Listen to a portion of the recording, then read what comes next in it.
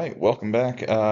This is going to be just a quick presentation over my Augustus paper and sort of what it is going to entail essentially. So starting off, we've got Caesar Augustus, first citizen and also the first real ruler of the empire.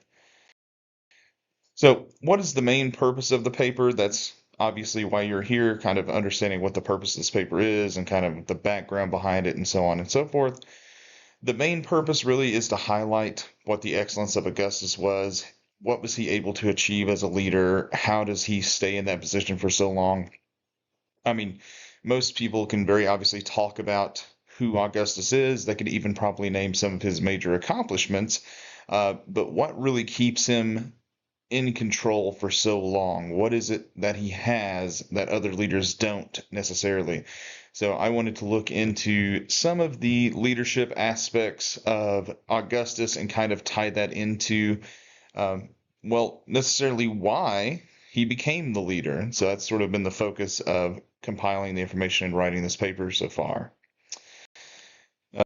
To continue on, so sort of my mission for this presentation, my mission for the paper overall is to kind of prove it's more than just lineage that kept Augustus on the throne. Very obviously being the grandnephew of Julius Caesar, he's already got some massive shoes to fill. People know of him. He has been heavily involved in Rome and Roman politics. And then you have the creation of the Second Triumvirate and so on and so forth. We'll get into that a bit more.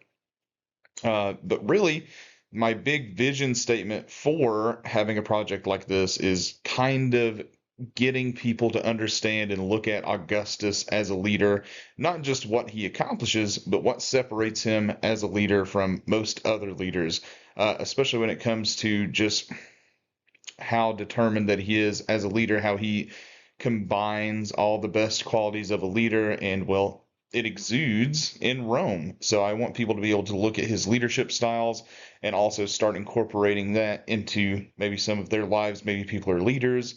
Maybe they're looking to get into leadership, so on and so forth. So I just came up with this off a whim here. Legendary leadership leads to a legendary legacy. Obviously, Caesar Augustus is one of, if not the most well-known emperor in all of Roman history, and it all stems from him being an excellent emperor and leaving behind this legacy that, well, is legendary. So I've got here how to rule an empire. We've got through fear and through love. This is something that Niccolo Machiavelli is going to talk about in his book, The Prince. And in my opinion, I think a lot of what Machiavelli is writing about is actually modeled off of Augustus. Because in order for you to rule through fear, the people must have some sort of fear. This kind of keeps them obeying the laws, kind of keeps the rules of the empire, and in return, oftentimes the empire sees some prosperity. So the emperor, the leader, the prince, so on and so forth, must have some sort of fear, the people must have some sort of fear over the emperor. And then through love. Obviously, you want your subjects to love you. A trusted ruler is one that shows love to his people in return. What those people are going to do is, of course, show love to the ruler. This idea is reciprocated. They stay loyal to you. They keep themselves from overthrowing you, so on and so forth. So, if it's possible, you want to rule through both. You want to be both feared and loved. And I think that's what Augustus really does. So if we look at just a little bit of the table of contents that we have coming up, we have in the first section talking about Augustus's early life, looking at his birth, his childhood, and then I'm considering kind of the creation of the Second Triumvirate part of his early life because he is not a very old man whenever this establishes by any means. And then his rule before becoming the empire. You've got the creation of the Second Triumvirate. There's going to be some disputes in there. Lepidus, Mark Antony, they're going to split off away, leaving Augustus kind of in the west, and he is eventually going to, well, lead some conquest. He is going to get Lepidus out of politics. He is going to eventually defeat Mark Antony and then unify the empire wholly all the way across the Mediterranean after taking control of Egypt. And then, of course, here with his actual leadership, the first citizen, the first emperor, We're going to be looking at his leadership styles, what he does, some of the public works, and then, of course, the legacy that he leaves behind as emperor. So I've got four main ideas highlighted here. His lineage is very obviously what's going to allow him to become a leader. After the assassination of Julius Caesar, he is going to go on a conquest, eventually gets into leadership, creates the second triumvirate, and then, of course, on top of that, they're going to hunt down those conspirators against Julius Caesar. Then if we look at number two, Augustus's cunning allowed him to manipulate his way to the top and outsmart others. So this kind of feeds into the disputes with Lepidus. This feeds into the disputes with Mark Antony. He's very cunning. He's almost like a fox in the way that he manipulates people, and that is going to allow him to eventually, well, defeat Mark Antony and become the sole ruler. His upbringing and respect for order allowed him to set up the empire for success. Very obviously, if we look at the reforms, if we look at the set social structures that he puts in place as emperor, I think that is very reflective of how he is upbrought. And then, of course, Augustus' leadership allowed Rome to enter the Pax Romana, the Roman peace, and this is what is going to allow Rome to come up with some of the greatest inventions and lead the world for the next 400 years after Augustus' reign. All right. So how did Augustus even get a chance? Well, of course, it all stems from Julius Caesar's assassination.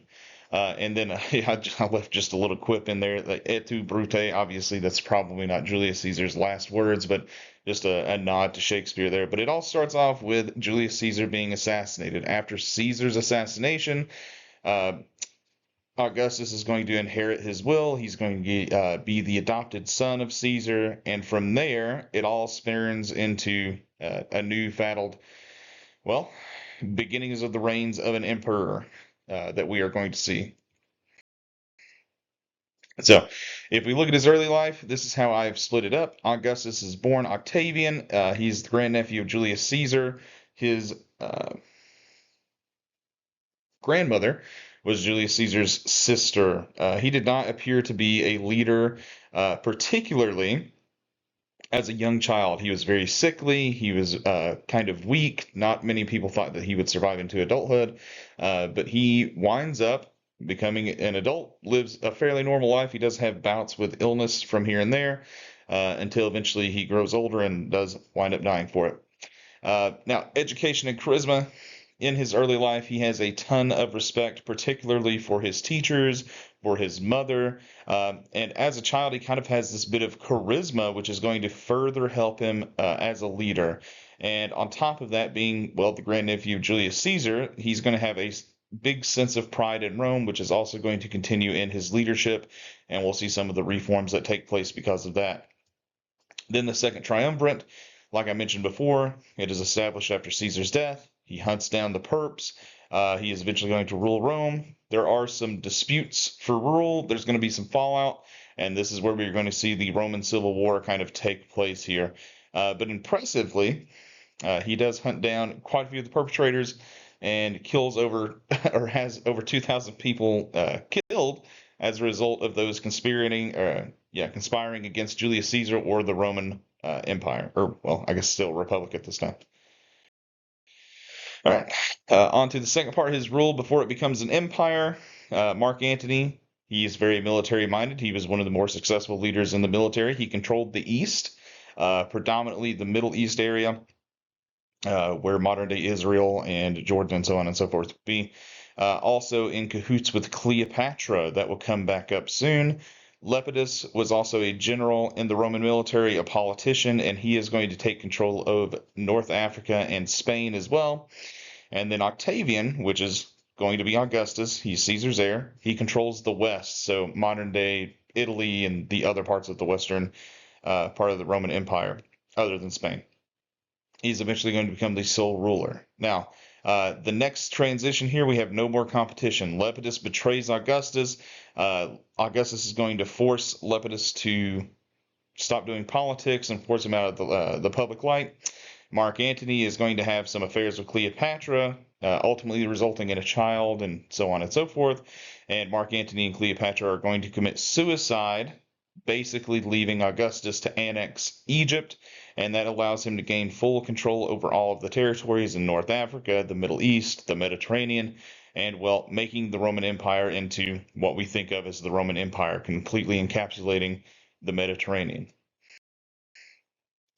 So we've got some important events here. As the first citizen, first emperor, he is going to defeat Mark Antony. Lepidus remains the head, but he is eventually going to take the title of Pontifex Maximus, which makes him the head of the Roman religion. And because of that, there are going to be a lot of reforms associated with the religion that I'm going to mention here soon.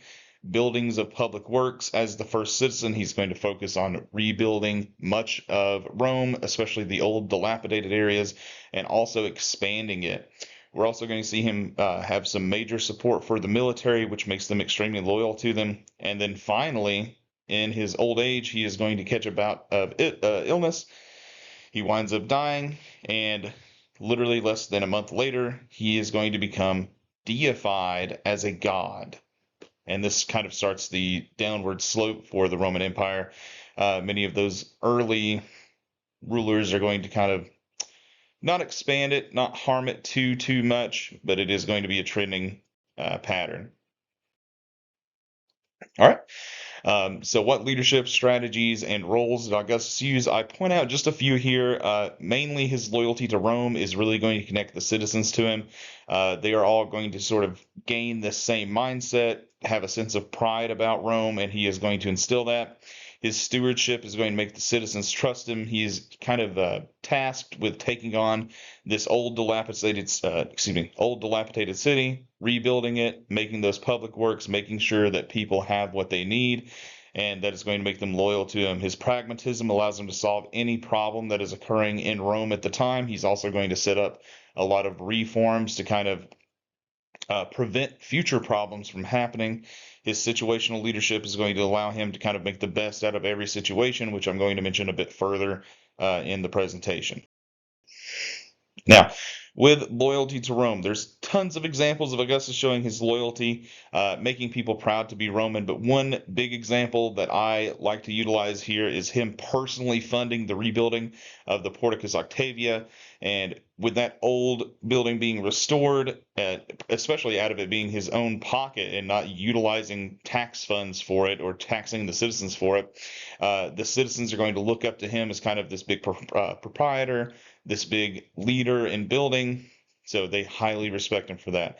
It kind of creates a big sense of unity among the citizens. Now, with stewardship, that's whenever somebody is entrusted with taking care of something after inheriting the throne. Well, making the throne for himself, he is going to be inheriting the task of, well, keeping everything together, essentially. So he focuses mainly on rebuilding and rekindling the love of the Roman religion. He instills some reforms. He is going to rebuild a bunch of temples. Instead of living in excess, Augustus lived a moderately simple life. He did not have any major, how could I put it, expenditures that future emperors are going to have. He definitely did, but not so much so that took over his entire personality. He created many theaters. Instead of just utilizing them purely for entertainment, this was a way that he could spread information to people, something that future generations aren't necessarily going to take too much advantage of, but something that we'll see more so when it comes to the modern world. And then, of course, he invests heavily into the military. He is going to create a sense of unity for them. He is going to get loyalty from the military. And they kind of see him as like the main proprietor for them, so they are willing and able to die for him at pretty much any time. In terms of pragmatism, looking at the more pragmatic side of things, looking at like what Bismarck would say is realpolitik, and kind of identifying what the country needs and how it needs it and so on and so forth. This is what Augustus is doing. He is trying to figure out what's the best way, what's the best route to take to ensure that the empire is going to keep succeeding. So what he does, he looks at what it needs, particularly the public needs: food, water, entertainment, so on and so forth. He incorporates new legislation. He reforms the criminal code. This is going to cut out corruption, especially for those elected representatives, and that is going to further consolidate his power, making it more so like he is an emperor, though he never claims the title of emperor. There's a big focus on rebuilding the dilapidated parts of Rome. Not only is that going to expand the city and bring back the highlight of some of the old ancient buildings, but it's also going to bring back some of the functionality of it as well. So more people can move into the city. Aqueducts are going to be reformed. They're going to be rerouted, so on and so forth. So this allows for a lot more building, a lot more entertainment, a lot more jobs. Now, he is the king of looking at situations and being a leader when it comes to situational leadership. If we kind of look at just some of the major examples, he takes advantage of the Roman Civil War. This is going to allow him to transform it from a republic into an empire. He consolidates a lot of the power back onto himself. He keeps Lepidus out. He no longer has any problems out of Mark Antony after the suicide. If we look at sort of the cultural situation, he is going to put in put in place new cultural and societal shifts based on his observations. So kind of going back to a more traditional way and bringing in kind of this new life to leadership that people are looking for. So he innovates the way that he rules and combines the old traditional Roman values to win people over. So he's got young and old that are adoring him and, well, are going to stay by his side. All right. Here is just a very short timeline, kind of signifying some of the major events of Augustus's life. I've got his birth here in September 23rd in Velletri. He becomes a member of the pontifices, or the priests, at a very young, early age.